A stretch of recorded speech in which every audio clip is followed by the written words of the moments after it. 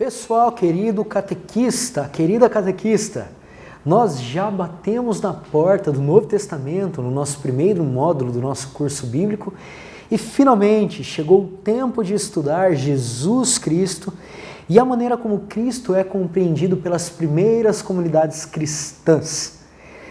Hoje, na nossa primeira aula, nós começamos estudando os dois evangelhos, os dois primeiros evangelhos escritos, ainda que Mateus e Lucas sejam mais ou menos da mesma época, que manifestam duas interpretações de duas comunidades sobre quem é Jesus. Mas antes, vamos falar um pouquinho da história e vamos também fazer uma introdução ao que significam os evangelhos sinóticos e a maneira como eles interpretam o Cristo da história.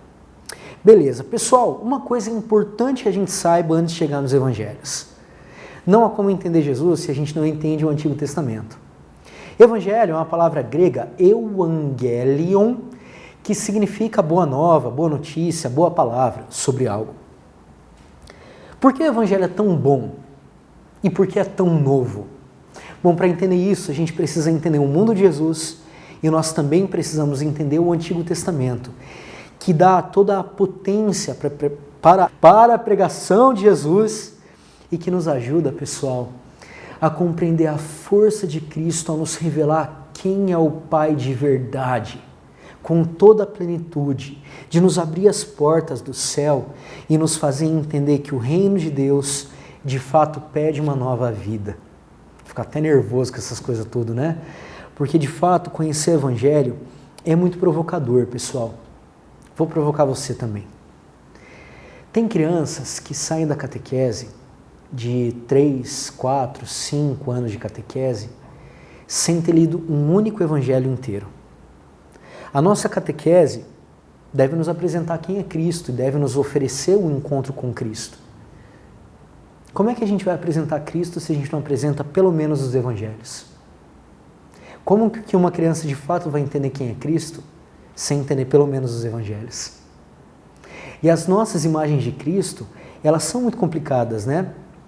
Nós estamos em um mundo tecnológico e a tecnologia ela abre veias digitais que vão correndo com um monte de informações, inclusive informações sobre Jesus. Se você procurar nessas plataformas de streaming, tipo Netflix, Amazon Prime, vão ter inúmeros seriados sobre Jesus, porque hoje religião é uma coisa que vende, não é? Se você entrar, por exemplo, em uma livraria secular, em qualquer livraria grande, você vai ver aqui os lançamentos de um lado e uma banca bem ali na frente religiosa, porque a religião vende, pessoal. E aí vão ter muitos seriados sobre Jesus. Quem nunca viu um filme sobre Jesus na Páscoa, no Natal, que geralmente tem bastante, né? Quais imagens de Jesus Hollywood mostram? Bom, Jesus está lá, né? Primeiro que Jesus ele sempre parece meio misterioso, imponente, meio sobre-humano. Parece que ele nem anda, vai flutuando, né? Ele vem com imponência, cabelos ao vento. E aí ele olha para as pessoas, olhar de mistério. Daí aquele Cristo bem europeu, né? O maxilar não é marcado, o nariz é pequenininho, a sobrancelha não é grossa. Jesus nem parece um árabe, e gente, Jesus era árabe, viu? Hoje o pessoal tem medo de árabe, acha que todo árabe é terrorista, né? Jesus era árabe, ele vem do mundo semita, ele é um árabe. E ele tem traços árabes no rosto. Provavelmente deveria ter, né? Deveria ter sobrancelha grossa, cabelo preto, grosso. A cor da pele, gente, Jesus era um trabalhador, Jesus não ficava em casa bonitinho, tranquilinho, com protetor solar. Maria tampouco tinha aquele rostinho alvo, branquinho, bonito. Ela era uma mulher forte que trabalhava todo dia naquele lugar semidesértico que era Nazaré. Nazaré era um planalto que não tinha terra fértil. Trabalhava todo dia para trazer alimento para casa, sabe? Para fazer a vida acontecer ali, marcada pelo sol, com as rugas do sol, sabe? Aquilo sim é vida de verdade, de fato.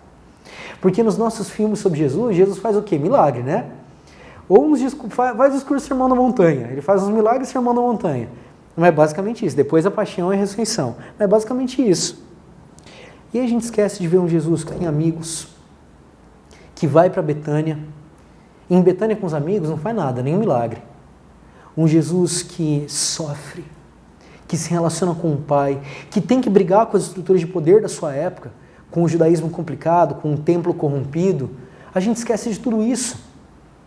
E a gente tem que saber que Jesus pega um modelo de vida, gente, ali no primeiro século, né, da era cristã, e no primeiro século antes da era cristã, é um modelo super complicado.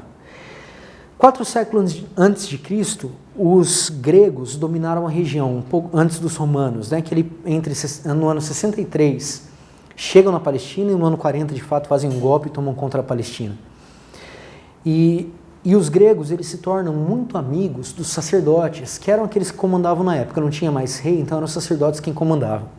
Fazem algumas alianças políticas, e não eram todos os sacerdotes, mas existia uma família de algumas famílias sacerdotais que dominavam o templo. Eles eram os grandes responsáveis pelo templo. E essas famílias sacerdotais, elas se tornam tão poderosas, mas tão poderosas, que corrompem a fé, vendem a fé. Vendem até o sumo sacerdócio na época dos Macabeus. Os Macabeus é um grupo que fazem uma rebelião no ano 176 a.C. Fazem uma rebelião contra a dominação romana, né? Perdão, contra a dominação grega. E nessa época dos Macabeus, o sacerdócio passa a ser vendido por quem paga mais e cobra mais imposto do povo. Olha que loucura, gente. E no templo, só ia quem podia oferecer sacrifício. E vocês acham que pobre tinha dinheiro para fazer sacrifício naquela época? Que dinheiro tinha um pobre para, em troca do seu pecado, oferecer um animal, uma ovelha? Nem comia carne vermelha, gente. O pobre comia carne vermelha, provavelmente, nas 3 grandes festas religiosas que se tinham no ano. No resto, comia oliva, que tinha bastante por ali, frutas, damasco, tâmaras, comia cevada, pão de cevada, porque a cevada era de digestão pesada, né? O trigo era para os ricos, a cevada era para os pobres. E peixe. Mas a vida era dura, difícil. As doenças, as epidemias eram gigantescas. Lepra, por exemplo. Não é à toa que Jesus tem que lidar com gente mendigando na beira do templo. Porque tinham muitos pobres, muitos. Gente que morria de fome, morria de sede, porque não tinha o essencial para a vida. E, sobretudo, gente, a religião estava fechada, com as portas fechadas. Porque quem mais sofria não podia se acercar a Deus. Lembram da viúva no templo? Que já estou usando Lucas, né? Mateus e Marcos. Mas a viúva no templo é essa grande mostra. Jesus está no templo, os grandes estão pregando.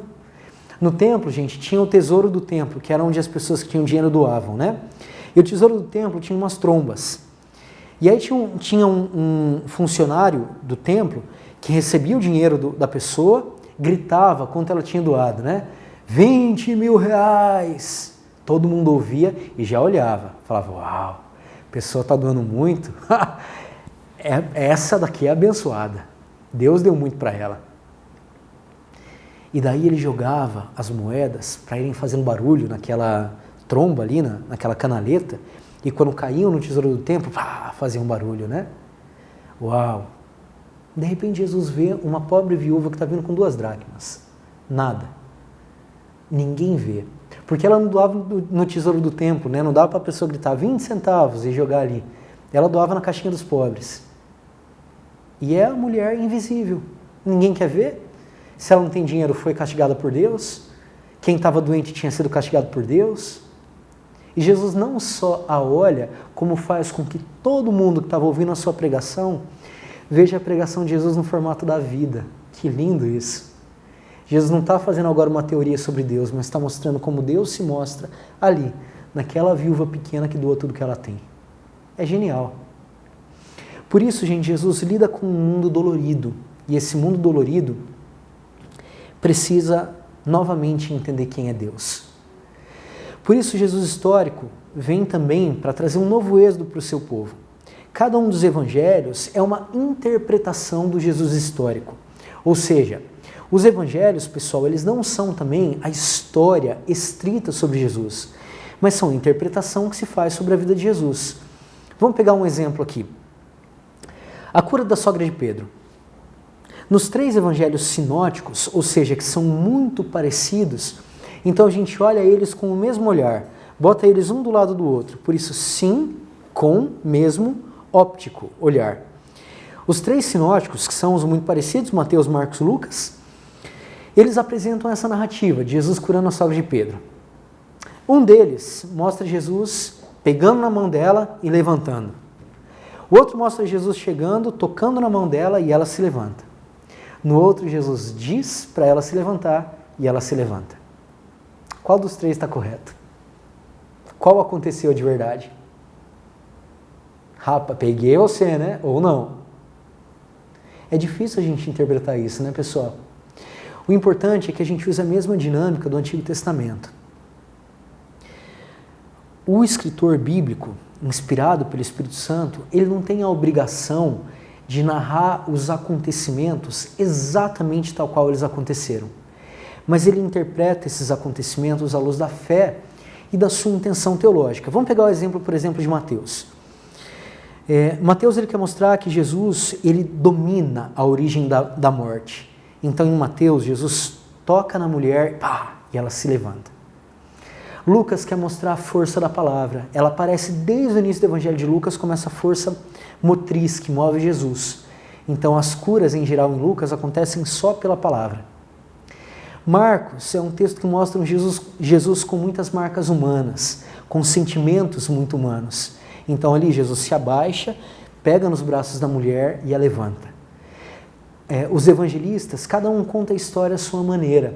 Eles recebem a tradição, mas eles vão modificando essa tradição conforme o Espírito os inspira para que uma mensagem seja passada, muito mais do que uma história exata seja passada. O Jesus da história pode ser tocado? A gente estuda o Jesus da história, mas nós não temos nenhuma gravação de Jesus postando uma foto no Instagram, ele, Marta e Maria, né, fazendo uma selfie ou um TBT, né, TBT em Betânia. Não dava Jesus fazer isso. A gente não tem esses testemunhos. Nós temos interpretações da comunidade que eram usadas para catequese. Catequese é isso, gente. Os evangelhos do início da igreja, eles eram usados para mostrar quem era Jesus. A iniciação cristã começava com isso, com a catequese. Ela era a grande doutrina, né? Com isso nascem, gente, diferentes interpretações sobre Jesus. Vou trabalhar com a primeira delas, que é Marcos. Marcos é muito bonito.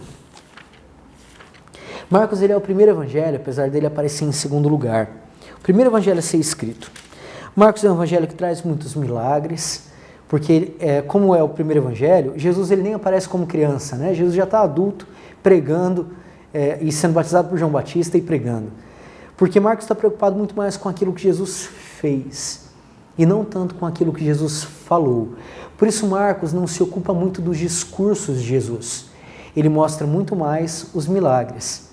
Entretanto, Marcos não quer mostrar um Jesus milagreiro. Ele quer mostrar que os milagres são a marca de que o reino de Deus vem. Lembram dos profetas que nós estudamos? Os profetas eles mostram o grito do povo. Por exemplo, quando o profeta diz que vem o novo Davi, é porque o governante deles é um governante tosco, que se esqueceu da lei do Senhor. Quando o profeta Miqueias grita que o Messias vem de Belém, é porque, gente, Jerusalém estava corrompida.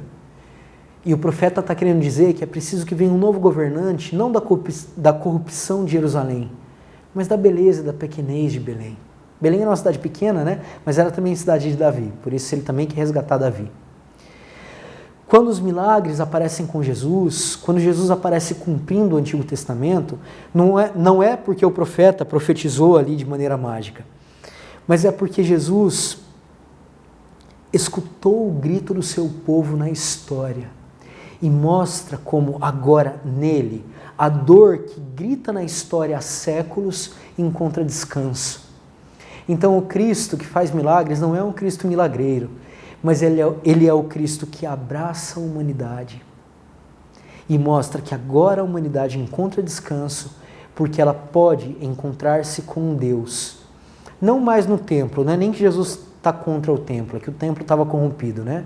Mas pode encontrar o verdadeiro Deus em Jesus, que na nossa humanidade mostra quem é Deus. Mostra o amor pleno e perfeito, com o qual nós não só nós ouvimos falar, nós conhecemos pela teoria, mas com o qual nós nos relacionamos. É maravilhoso isso. Tem um texto, e tem um detalhe importante também. Marcos, sendo o primeiro evangelho, ele precisa mostrar o caminho de discipulado que as pessoas têm que fazer para encontrar-se com Cristo. Para mim, um texto muito bonito que mostra o que é o verdadeiro discípulo está lá no finalzinho do Evangelho de Marcos, no capítulo 14. Eu não vou ler com vocês, pessoal, porque o nosso tempo é curto, mas vocês vão ver até aparecendo aí em tela, dando trabalho aqui para o editor. Marcos, no capítulo 14, versículos de 1 a 11. Se mostra, esse é um texto sanduíche. Tem uma passagem no meio que mostra uma mulher em Betânia ungindo Jesus, ungindo a cabeça de Jesus com um perfume caríssimo. Mais que o Chanel 5, viu, gente? Esse perfume é dos grandes. Custava 300 denários. É o trabalho de um ano. Um denário é que um trabalhador rural ganhava, né? Tirando os domingos, para eles os sábados, né? Que eles não trabalhavam. É o trabalho de um ano, custava esse perfume. E ela quebra o frasco, ou seja, mostra que não vai guardar nada, quebra o frasco e derrama na cabeça de Jesus. O contexto aqui é que ninguém entende quem é Jesus. Nem a sua família, nem Nazaré, nem os chefes, os sacerdotes, escribas, doutores da lei, nem os próprios discípulos, que lá no capítulo 10 estavam brigando para ver quem era maior, quem era o menor, se quando Jesus entrasse no céu ia colocar uma à direita, outra à esquerda, ninguém tinha entendido. Jesus está aqui quase sendo crucificado, capítulo 14 já é da paixão. Nas margens, ou seja, na passagem que está na margem disso, na moldura, os versículos 1 e 2 e o 10 e 11, Judas está vendendo Jesus, estão planejando matar Jesus. Mas no centro, essa mulher reconhece que ele é o Messias. Não porque ele faz milagres, não tem nem milagre aqui acontecendo. Simplesmente porque ela sabe que Jesus é o Messias. Por isso dá o melhor para ele. E Jesus faz uma promessa, a maior promessa que aparece no Novo Testamento. Pelo menos nos Evangelhos. Ele diz assim, no versículo 9, Marcos 14, 9. Em verdade vos digo que, por toda parte onde for proclamado o Evangelho, no mundo inteiro, também o que ela fez será contado em sua memória. Não dá para falar de Marcos então sem falar dela. Não é um discípulo homem, viu, gente? É uma discípula, a mulher que vê mais que todos, que entende melhor que todos quem é Jesus. Certo? É bonito o texto, né? Marcos é o evangelho do discipulado. Mateus. Bom, funciona assim, gente. Mateus, ele pega o evangelho de Marcos, ou a comunidade de Mateus, a gente sabe que os textos tiveram acréscimos, a redação é complicada. Mas Mateus pega o evangelho de Marcos como base e amplia. Amplia, inclusive, com um conjuntinho de escritos, um papiro ou pergaminho da época, que tinha os ditos de Jesus. Era como se fosse alguém que guardou na memória uma coleção de falas de Jesus. Mateus, então, ele pega como base o Evangelho de Marcos e pega esse conjunto de ditos sobre Jesus, aliás, de ditos de Jesus, e amplia o texto. Por isso, quem quiser conhecer Mateus pode fazer um caminho bem legal. Ver o texto em Marcos e o texto em Mateus. Mateus muda Marcos, ele tem Marcos de base, né? As mudanças que Mateus faz mostram quem ele é como evangelista e como teólogo. É maravilhoso isso. Imagine, Mateus, ele é o evangelho da justiça. Mateus vive em uma comunidade que tem judeus e pessoas que se converteram, aliás, judeus que se converteram ao cristianismo, né? E pessoas que se converteram ao cristianismo vindo de outras religiões, do paganismo, como a gente chama. E os judeus queriam se tornar melhores. Falar, Jesus era judeu. Nós também somos judeus, então a gente tem aqui um lugar privilegiado na comunidade. Então Mateus tem que mostrar como Jesus dialoga com o judaísmo da sua época. A gente vai ver esse esforço de Mateus, de olhando para a comunidade que ele tem, adaptar o texto de Marcos em uma linguagem muito mais judaica. Por isso Mateus organiza muito melhor o seu livro, coloca 5 livrinhos. Como a Torá tem 5 livros, a lei, o Pentateuco, são 5 livrinhos, com uma parte narrativa e com um discurso. Ou seja, é a nova Torá, é a nova lei. Porque para Mateus, Jesus é o novo Moisés. E com isso ele mostra que o cumprimento da lei não é mais aquele cumprimento de simplesmente fazer o que está no papel, mas é buscar fazer o bem. Lá no discurso da montanha, Jesus vai dizer, olha, procure fazer o bem. Procure fazer para o outro o que você quer que façam para você. Não é uma negativa, não faça para o outro o que você não quer que façam para você. Do contrário, é positivo. Procure fazer o bem. Não é simplesmente siga a lei, é procure fazer o bem. Certo? E nós temos também em Mateus um tema fundamental que é o tema da justiça. O judeu achava que ele se tornaria justo quando ele cumprisse todos os mandamentos da lei. E Jesus mostra que às vezes a lei nem pede para fazer o bem nesse caso, mas você tem que fazer o bem do mesmo jeito. Porque o amor, ele é uma direção para a vida como um todo. Não é simplesmente para os momentos que a lei já previu. Vamos pegar o exemplo do Evangelho da Infância. Mateus, no capítulo 1, lá no versículo 18. Se diz que Maria foi comprometida em casamento com José, mas Maria estava grávida, né? E aí o que faz com Maria grávida? Bom, o anjo aparece, fala com José, mas José é chamado, versículo 19, José, seu esposo, sendo justo e não querendo denunciá-la publicamente, resolveu repudiá-la em segredo. Pela lei, José tinha que expor Maria e ela tinha que ser morta porque ela adulterou. Mas a justiça de José não é o cumprimento da lei. A justiça de José é o amor sem medidas. E o Evangelho de Mateus nos mostra isso, um amor amplo, que acontece sem medida. Qual é o cumprimento da lei? O amor irrestrito. Por isso a nova justiça de Mateus, a justiça do reino dos céus é essa, amar. Não escolher as situações para amar, mas amar de maneira livre. Certo, pessoal? Fechamos hoje uma visão geral, um gostinho ali de Mateus e Marcos, e no nosso próximo encontro a gente vai beber da fonte de Lucas e de João, para desenhar um pouco melhor quem é Jesus.